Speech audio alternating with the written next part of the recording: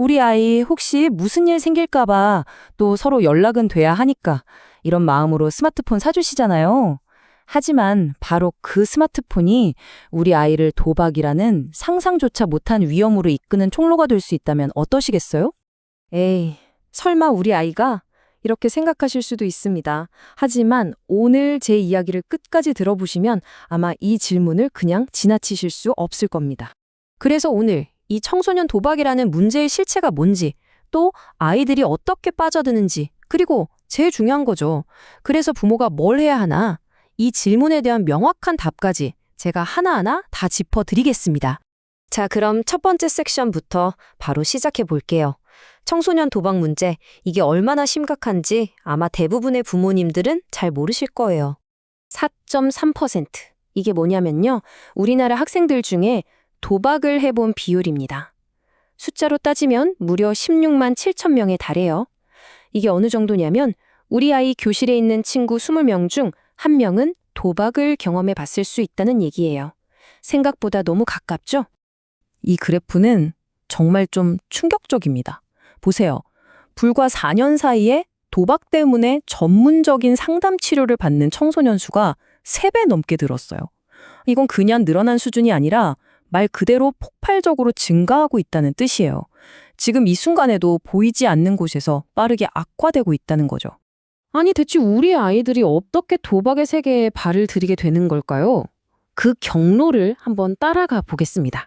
시작은 의외로 되게 평범해요.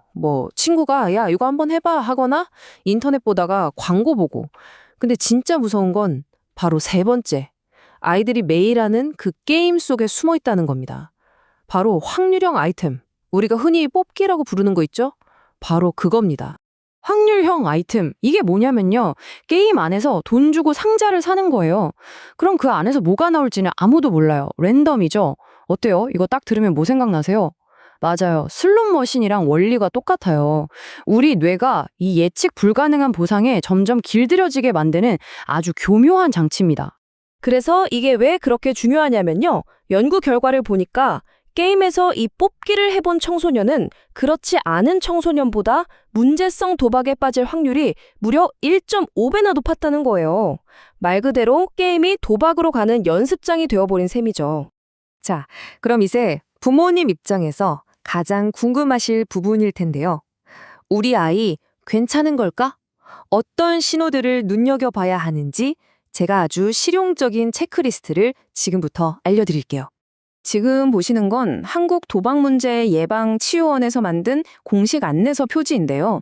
괜히 제가 드리는 말씀이 아니라 전문가들이 제시하는 기준이라는 거죠.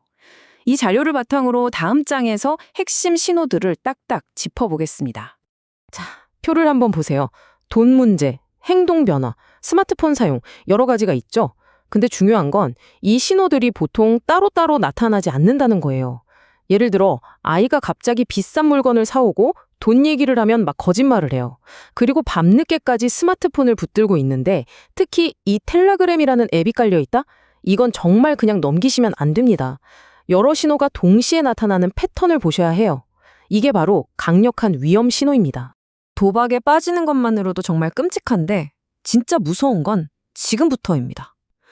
도박으로 생긴 빚 때문에 우리 아이들이 상상도 못할 범죄에까지 빠져든다는 사실이에요. 처음엔 그냥 집에서 돈을 실적하는 수준일 수 있어요. 근데 그게 점점 커져서 친구들을 협박하거나 중고거래 사이트에서 사기를 치게 됩니다. 이걸로도 감당이 안 되면 대리입금 같은 불법 사치에 손을 대고요. 최악의 경우엔 보이스피싱 조직의 돈가방을 나르는 현금 수거책이 되거나 심지어 마약 유통 같은 정말 돌이킬 수 없는 범죄의 늪에 빠지게 되는 겁니다. 자, 이제 정말 중요한 순간입니다. 우리 아이가 이런 문제에 빠졌다는 걸 알게 됐을 때 부모님이 사랑하는 마음에 좋은 의도로 한 행동이 오히려 아이를 더 깊은 수렁으로 밀어넣을 수 있거든요. 아니, 아직 학생인 우리 애가 이 큰 빚을 어떻게 갚아? 이런 생각 부모라면 당연히 드시겠죠. 어떻게든 내 자식을 이 빚더미에서 구해줘야겠다는 마음 너무나 당연합니다. 하지만 바로 그 생각이 가장 위험한 실수의 시작이 될 수 있습니다. 이 말이 굉장히 차갑게 들릴 수 있다는 거 저도 압니다. 하지만 모든 전문가들이 정말 한 목소리로 강조하는 말이에요. 절대로 아이의 도박 빚을 대신 갚아주시면 안 됩니다.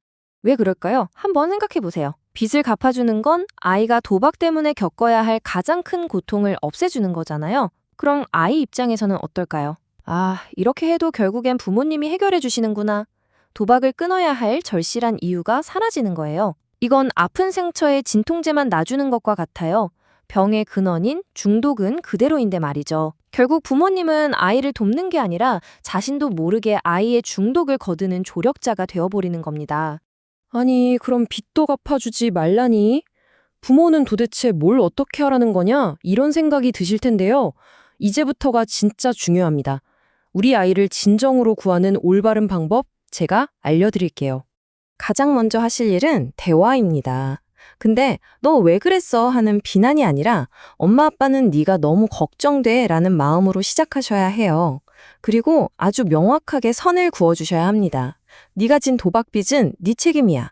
이건 우리가 해결해 줄 수 없어. 하지만 네가 이 중독에서 벗어날 수 있도록 치료는 끝까지 도울게. 이렇게요.